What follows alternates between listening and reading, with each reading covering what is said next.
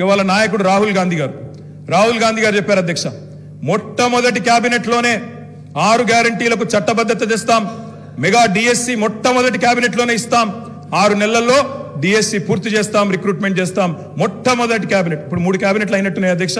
మరి మొదటి కేబినెట్ ఎడవైందో, 6 గ్యారంటీలకు చట్టబద్ధత ఎడవైందో చెప్పాలి అధ్యక్ష. అధ్యక్ష రాహుల్ గాంధీ గారు చెప్పారు ఆదిలాబాద్ లో, ఏం చెప్పారు అధ్యక్ష, 24 గంటల్లోనే, ఇది నేను చెప్తలేను అధ్యక్ష, హిందుస్థాన్ టైమ్స్ రాసింది, 24 గంటల్లోనే 2 లక్షల రూపాయల రుణమాఫీ చేస్తాం రైతులకు. ఇది రాహుల్ గాంధీ గారు చెప్పిన మాట, నిలబెట్టాలని చెప్పి నేను కోరుతా ఉన్నా.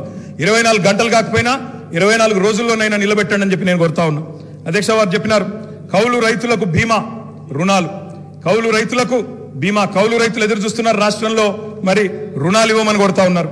అధ్యక్ష ఇది రేవంత్ రెడ్డి గారు చెప్పారు, కేసీఆర్ ఉంటే 5,000 వస్తాయి, కేసీఆర్ ఓడిపోతే 15,000 వస్తాయని చెప్పి డిసెంబర్ 9 నాడు స్వయంగా రేవంత్ రెడ్డి గారు చెప్పారు. ముఖ్యమంత్రి పదవిలో కూర్చున్నారు. మరి వారు డిసెంబర్ 9 దాటిపోయినట్టుంది, ఈరోజు డిసెంబర్ 16 అనుకుంటా, 15,000 ఎడబోయినాయని చెప్పి రైతులు అడుగుతా ఉన్నారు. రేవంత్ రెడ్డి గారు మీరు సమాధానం చెప్పేటప్పుడు చెప్పాలని కోరుతా ఉన్నాం. అధ్యక్ష వారు చెప్పారు బీసీలకు 1,00,000 కోట్లు, బీసీలకు సబ్ ప్లాన్ తెస్తాం, బీసీలకు ఎంబీసీ మంత్రిత్వ శాఖ తెస్తాం, బీసీలకు మేము బ్రహ్మాండంగా 1,00,000 కోట్లు కేటాయిస్తాం, సబ్ ప్లాన్ తెస్తామన్నారు. నిలబెట్టుకోండి, వెల్కమ్ చెప్తాం, తప్పకుండా స్వాగతిస్తాం. మోస్ట్ బ్యాక్వర్డ్ క్లాసెస్ కి స్పెషల్ మినిస్ట్రీ పెడతామన్నారు అధ్యక్ష. బీసీ డిక్లరేషన్ లో మోస్ట్ బ్యాక్వర్డ్ క్లాసెస్ కి స్పెషల్ మినిస్ట్రీ అన్నారు. ఇప్పటిదాకా కదలికున్నట్టు లేదు, వారికి నేను గుర్తు చేస్తా ఉన్నా. రాష్ట్రంలోని బలహీన వర్గాలు చూస్తా ఉన్నారు, సమాధానం చెప్పేటప్పుడు చెప్పాలని చెప్పి నేను కోరుతా ఉన్నా. మైనారిటీలకు sub plan, minority sub plan అన్నారు. బడ్జెట్ సెషన్ లో తెండి, తప్పకుండా మైనారిటీలకు బీసీలకు సబ్ ప్లాన్ తేవాలా, తేకపోతే తప్పకుండా ప్రధాన ప్రతిపక్షంగా మైనారిటీల తరపున బీసీల తరపున గొంతు విప్పుతామని చెప్పి కూడా నేను తెలియజేస్తా ఉన్నా. అధ్యక్ష ఆటో డ్రైవర్లకు నెలకు 1,200 ఇస్తాం, బోర్డు పెడతామని చెప్పి రాహుల్ గాంధీ గారు చెప్పారు.